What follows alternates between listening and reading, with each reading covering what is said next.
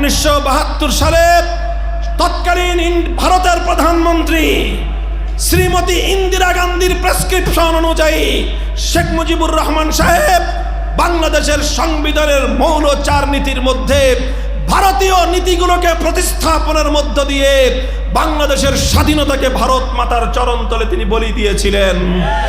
তার খেসারত আজও পর্যন্ত বাংলাদেশের মানুষকে গুনতে হচ্ছে। 24-এর বিপ্লবের পর বাংলাদেশ আর কোনোদিন ভারতীয় আধিপত্যবাদ মেনে নেবে না। ভারতীয় গোলামির জিঞ্জির আর কোনোদিন এদেশের মানুষের গলায় পড়তে দেওয়া হবে না। সেই সঙ্গে আমরা বলতে চাই, 71 সালে আমরা বলেছিলাম পিন্ডির গোলামির জিঞ্জির ছিন্ন করেছি, ভারতের দাসত্ব করবার জন্য নয়, দিল্লির দাসত্ব করবার জন্য নয়। আজ 2025 সালে এসে আমরা আবারও বলছি, আমরা দিল্লির গোলামির জিঞ্জির ছিন্ন করেছি, ওয়াশিংটনের গোলামি করবার জন্য নয়। সুতরাং আমার বাংলাদেশে হিউম্যানিটারিয়ান করিডোরের নামে অথবা মানবাধিকার কমিশনের নামে পশ্চিমা অসভ্যতা কিংবা পশ্চিমা বাংলাদেশের সমাজ বিরোধী কোনো কালচার বাংলাদেশে আমদানি করবার যে কোনো অপতৎপরতা রক্ত দিয়ে আমরা রুখে দেব, রক্ত দিয়ে আমরা রুখে দেব ইনশাআল্লাহ।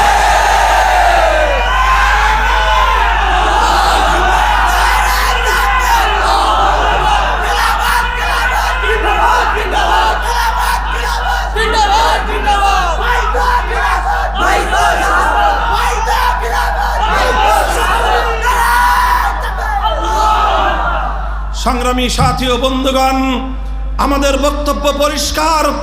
দেশ এবং ইসলামের পক্ষে, জাতি এবং স্বাধীনতার পক্ষে বাংলাদেশ খেলাফত মজলিস যেভাবে অতীতের দিনগুলোতে বলিষ্ঠ ভূমিকা পালন করেছে, আগামী দিনেও নতুন বাংলাদেশ বিনির্মাণে বাংলাদেশ খেলাফত মজলিস এবং এদেশের ইসলাম প্রিয় জনতা তারা তাদের অভিষ্ট লক্ষ্য পানে এগিয়ে যাওয়ার জন্য যে কোনো ত্যাগ এবং কোরবানি স্বীকার করতে প্রস্তুত রয়েছে।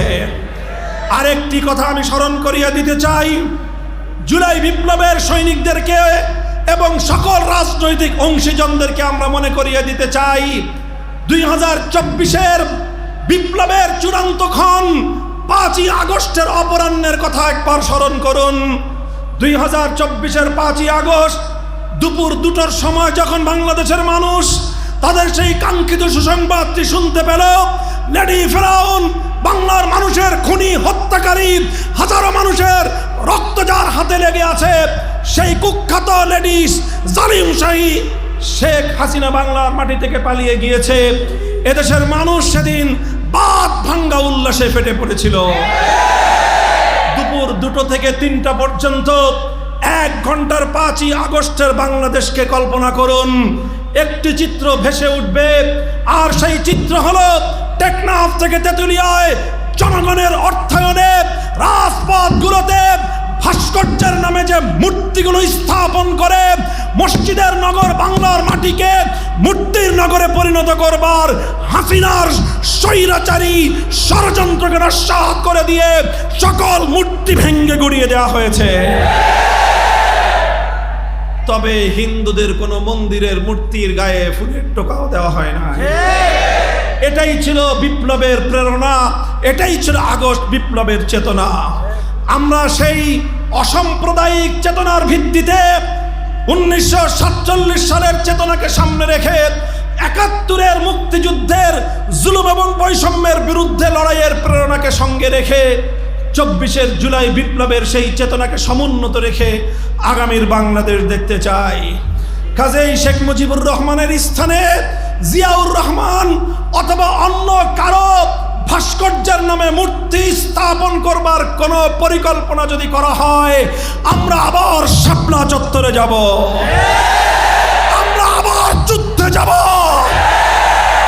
তাওহীদের এই পবিত্র ভূমিকে আর কোনোদিন মূর্তির শহরে, মূর্তির দেশে পরিণত করতে দেওয়া হবে না।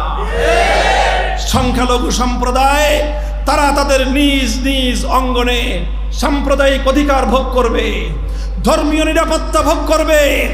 আমরা 1993 সালের 4 জানুয়ারি যশোরের খুলনা বাস স্ট্যান্ড থেকে নিয়ে সেই অযোধ্যামুখী সীমান্ত শহর বেনাপোলের কাছাকাছি ঝিকরগাছা পর্যন্ত 16 মাইল পথের লং মার্চের একজন কর্মী ছিলাম আমি।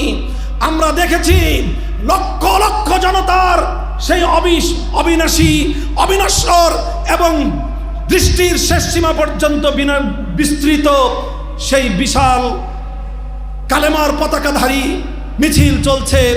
রাস্তার দুপাশে অসংখ্য মন্দির, অসংখ্য সিঁদুর পরা নারীরা হিন্দুরা হেঁটে যাচ্ছে, অসংখ্য ধুতি পরা হিন্দু ভাইয়েরা হেঁটে যাচ্ছে এবং তারা লং মার্চের কাফেলাকে স্বাগত জানিয়েছে। লং মার্চের কাফেলার পক্ষ থেকে তাদেরকে অভিবাদন জানানো হয়েছে। কোনো একটি মন্দির অথবা কোনো একজন হিন্দু নাগরিকের প্রতি বিন্দুমাত্র কোনো আক্রমণাত্মক আচরণ করা হয়নি। এটাই হলো বাংলাদেশের অসাম্প্রদায়িক চেতনা। অসাম্প্রদায়িক চেতনার নামে মসজিদের নগরকে মূর্তির নগরে পরিণত করবার পায়ে তারা বরদাস্ত করা হবে না।